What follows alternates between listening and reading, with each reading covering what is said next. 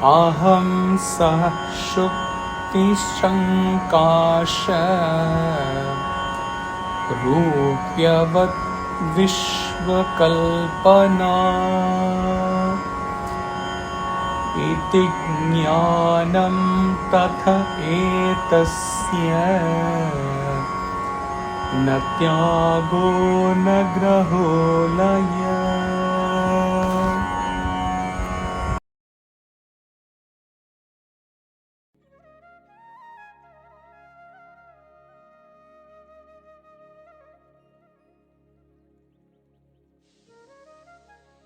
I am like the seashell, and the illusion of universe is like the silveryness imposed on me, the seashell. This is true knowledge. There is nothing to be renounced, nor to be accepted, nor to be dissolved or destroyed.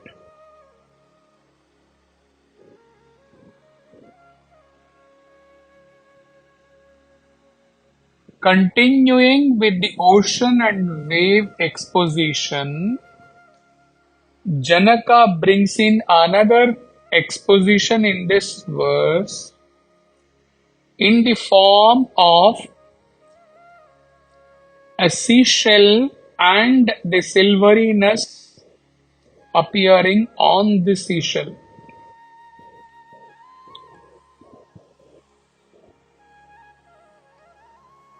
Does the silveryness appearing on a seashell really have a form, an identity separate from the seashell?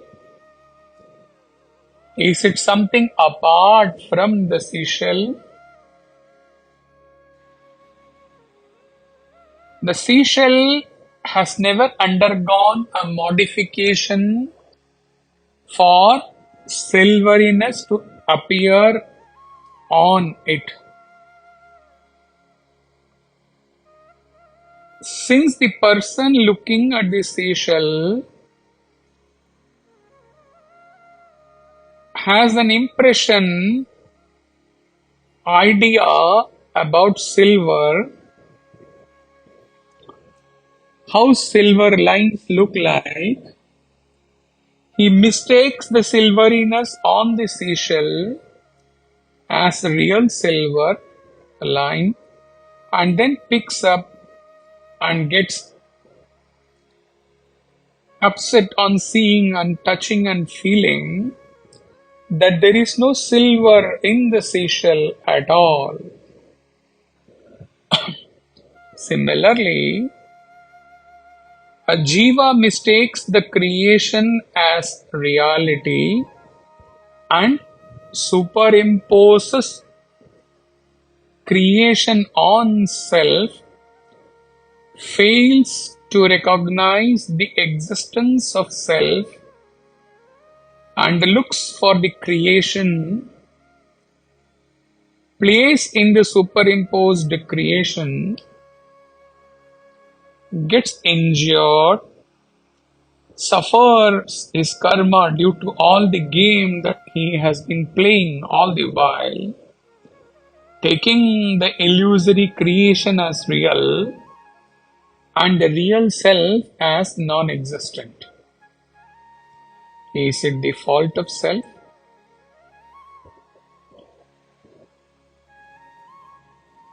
Seashell can only say, "Oh man, I am what I am.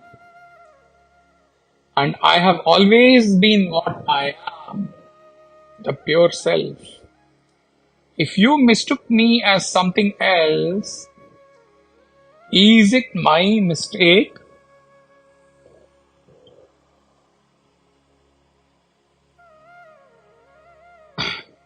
Let us relate to this verse in a subtler manner to three states. First state, transcendental. kaivalya.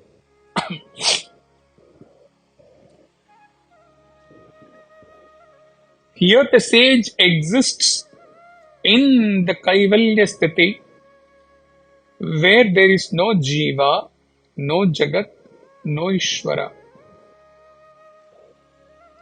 Just the infinite space, akashavat ananto. Actually, even in the akashavat anantoham verse,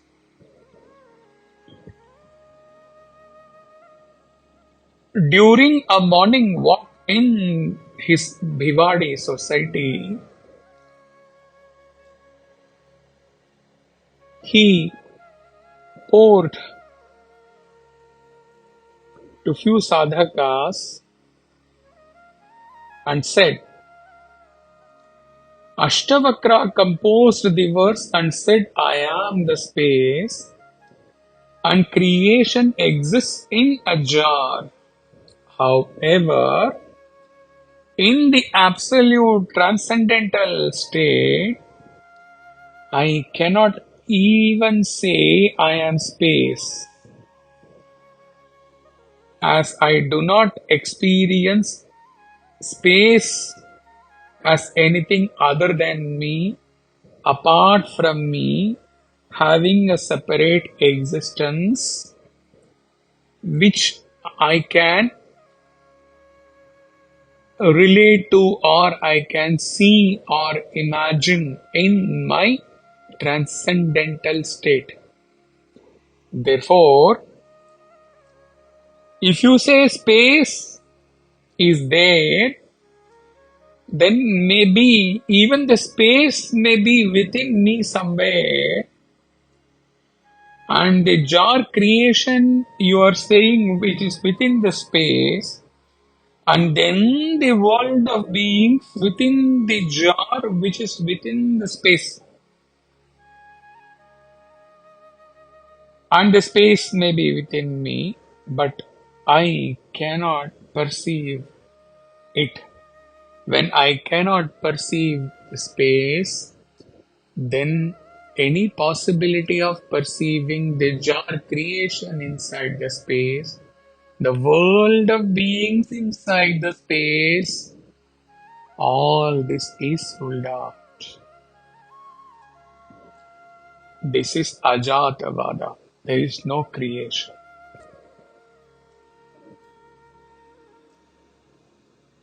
Next state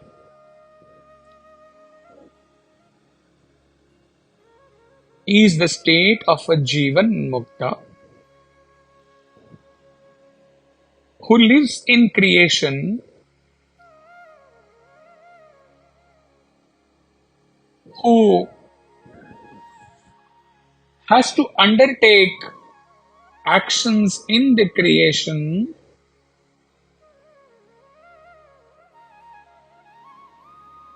and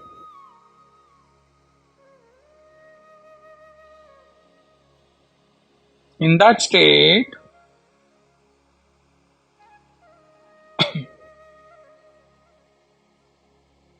for him, waves are there, but waves are not different from him, the ocean. Space, what space?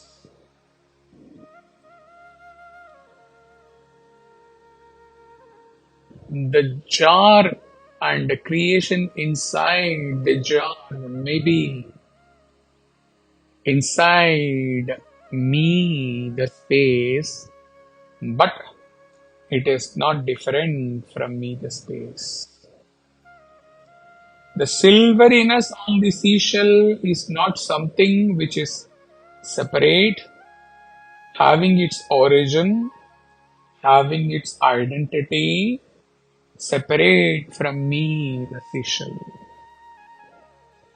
Creation is not different from me, the pure self. The translation of the verse has the expression illusory for explaining the silveryness. Creation may be there, but it is only apparent. It has no separate identity other than me, the self.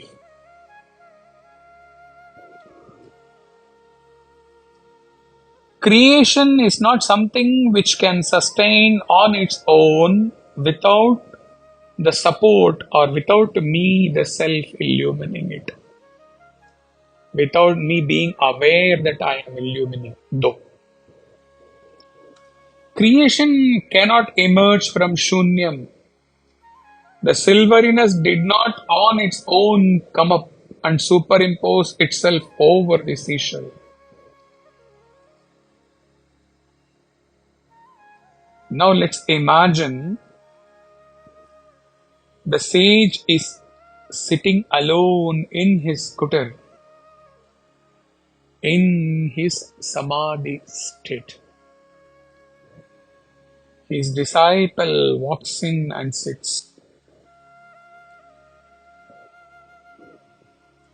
The sage looks at his disciple.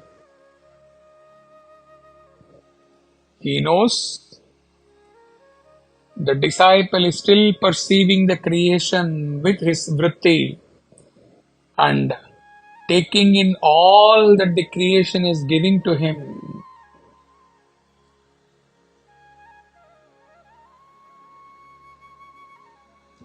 So, how will the Acharya teach or explain to such a student? Now comes the third stage. Creation is appearing as a superimposition. Creation is a modification of self is not true.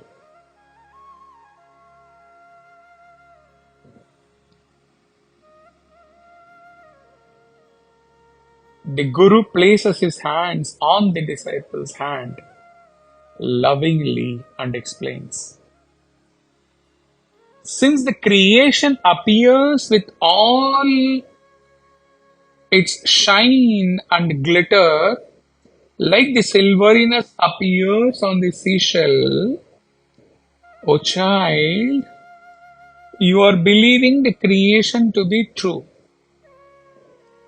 As long as you exist as creation,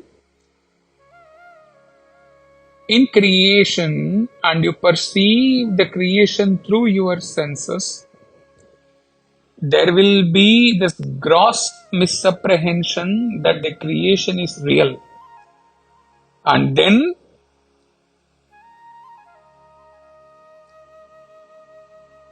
out of this major misapprehension, so many other misapprehensions fall in place, like the relations are real, the good and bad experience in creation is all real, the nature of people,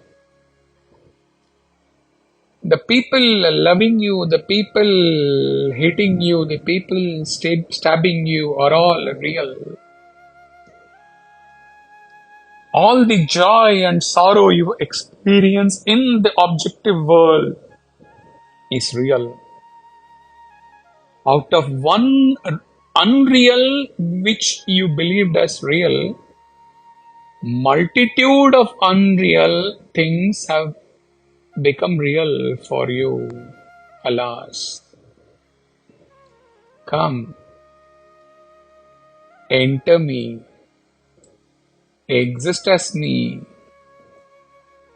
see the creation through my eye, the eye of I, not merely through your eye, your senses. Realize that I, the pure consciousness, which was explained as the pure space or the pure ocean or the pure seashell, have never undergone any modification at all. I am changeless, pure awareness. The pot creation in space, the wave arising from ocean, the silveryness in seashell, they are all not modifications of the space or ocean or seashell. They are only apparent. The moment you are able to go beyond this apparent existence, you will exist only as space, only as ocean, only as seashell. The illusory creation gets wiped off in a minute in one's deep meditation, where one exists as pure self.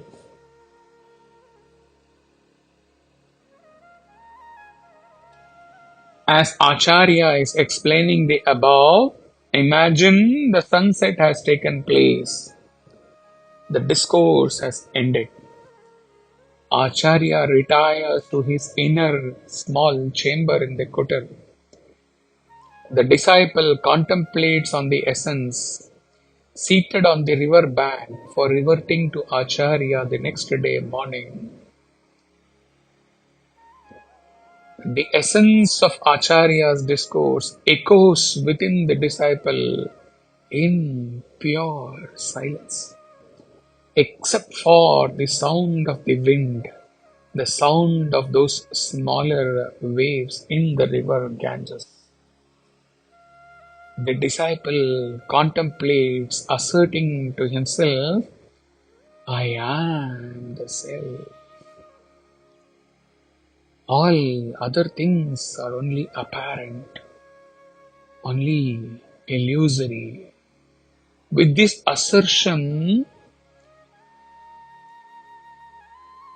he goes to the next verse. Hari Om Tat Sat.